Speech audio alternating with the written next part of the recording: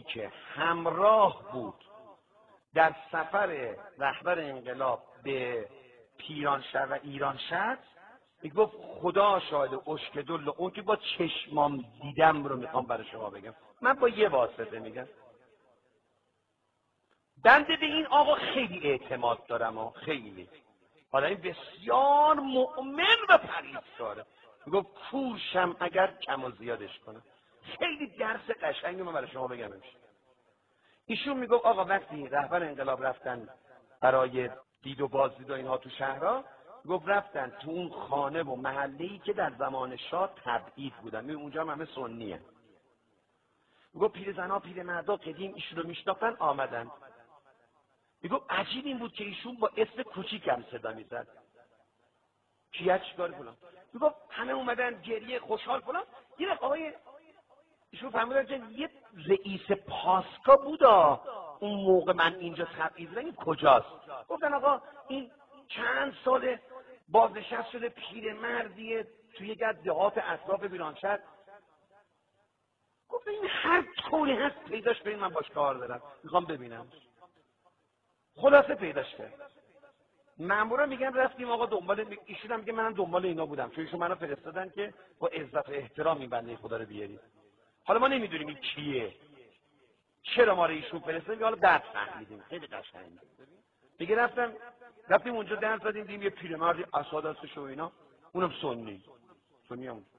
گفتیم ما از طرف رهبر انقلاب اومدیم، میشناسید که میگه تا اسمش رو شنید رنگش پرید وقت بود گرچه سکته کنه ببین.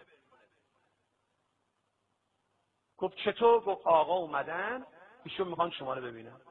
گفت عصا رو ول کرد افتاد رو زمین گریه که تو رو به هر کی میپرستید منو پیش ایشون نبرید. من نمیام. گفتن آقا میای یا ببریمت؟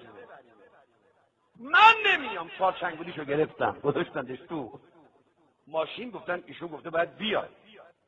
گفت گریه التماس. میگم من به مقدسات خودم قسم نمیخورم، مقدس خودتون به حضرت زهرا قسم. گفتم آقا قسمم که بخوری بعد بیا. میگم رسیدیم خونه که ایشون بود و تو اتاق بود، اومد تو حیاط نشست و یه حوضی بود لوله آبی بود چسبید به این لوله. من نمیام. تو رو به خدا مرا رحمم کن. آمدیم تو اتاق گفتیم آقا فهمیدن پیداش کردید؟ گفتن بله. کجاست؟ گفتیم آقا ببخشید شرمندم. میگه من نمیام. گریه میکنه و قسم میده میگه منو نبرید پیشش. گفت کجاست؟ گفتن تو حیاط. گفتم خودم میام. ایشون پا شدن اومدن و تا ایشونو دید دیگه مرد. دیگه اصلا میگفت رنگش پرید و شروع کرد لرزیدن و سید منو ببخش تو رو به خدا فلان. ایشون رفت بغلش کرد و سرش گذاشت رو سینه‌ش و گفت برادر من دلم برات تنگ شده، من دلم میخواد شما رو ببینم، شما دلت نمیخواد منو ببینی؟ گفت نمیخواد شما منو بکشین. گفت برای چی بکشم؟ میگفت خلاصه آقا رفت گرفت و بردش و گفت آب بیارید و شربت بیارید و میوه بیارید و هیچی. خب خونت کجاست؟ گفتن آقا یه خونه خیلی وضع خوبی هم نداره. گفتن یه پولی هم بهش بدید خونه‌ش هم براش بسازید و بیمه‌ش هم بیمه‌ام نبود درستش کنید فلان اینا. میگفت یه 2 ساعت دیشه تو پیش آقا. حالا گفتیم بریم خونه. میگفت من نمیام. بابا تو که زوری اومدی حالا چرا نمیای؟ گفت من نمیام. من میخوام با آقا برم تهران. آقا خنده گفتن نباید بری دیگه، بری تو زندگی. خلاصه زوری کندیمش بردیم. تو را بهش گفتیم که این اومدنه، اینم برگشتنه، داره قصه چیه؟ زد زیر گریه. گفت تو نمیدونید شما نمیدونی این آقای من چیکار کرد. موقعی که ایشون اینجا تبعید بود روزی 3 مرتبه میخواستنش تو بازداشت سیلی تو صورتش میزدن و با لگد به تحریک میدادن و فحش مادرش میدادن.